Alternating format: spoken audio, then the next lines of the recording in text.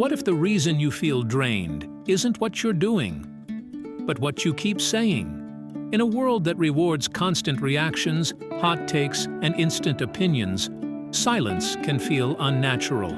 But Proverbs 10 points us in a different direction. Speak less, speak with purpose, and watch your life change. We're living in a digital environment that never turns off. Every scroll invites a reaction. Every headline demands an opinion. Every quiet moment gets filled with noise. And without realizing it, we begin talking more than we're thinking, reacting more than discerning, posting more than processing. Proverbs 10:19 says, "When words are many, transgression is not lacking, but whoever restrains his lips is prudent." In other words, the more you talk, the more likely you are to say something you shouldn't. But the one who knows when to stay quiet shows real wisdom.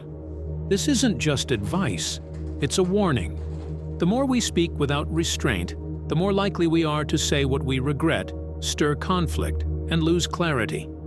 What feels like staying engaged is often just slow depletion. Every careless word costs something: energy, clarity, and authority. Proverbs 10:20 says, "The tongue of the righteous is choice silver." That means the words spoken by a good, upright person are extremely valuable, pure, and beneficial, just like refined silver. Righteous speech provides wisdom, comfort, and truth, whereas the wicked produce worthless or destructive words. In today's world, words are cheap. Everyone is talking. But when you speak with restraint, something changes. Your words begin to carry weight. People listen more closely. Trust begins to grow.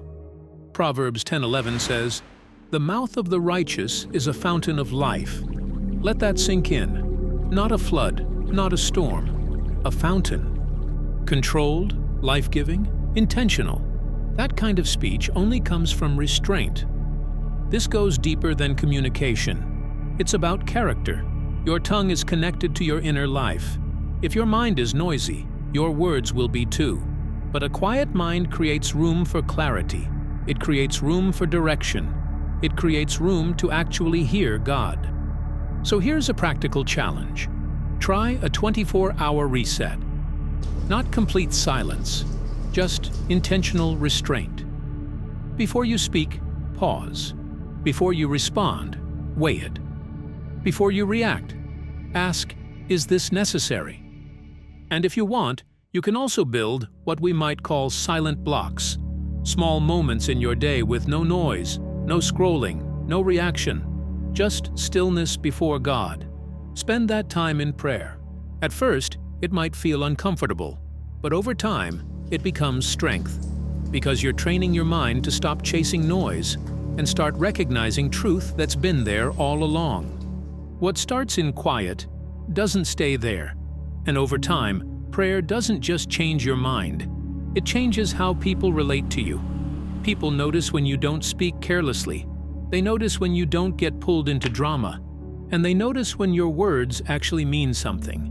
And that builds trust. Proverbs teaches that wisdom is not always found in saying more.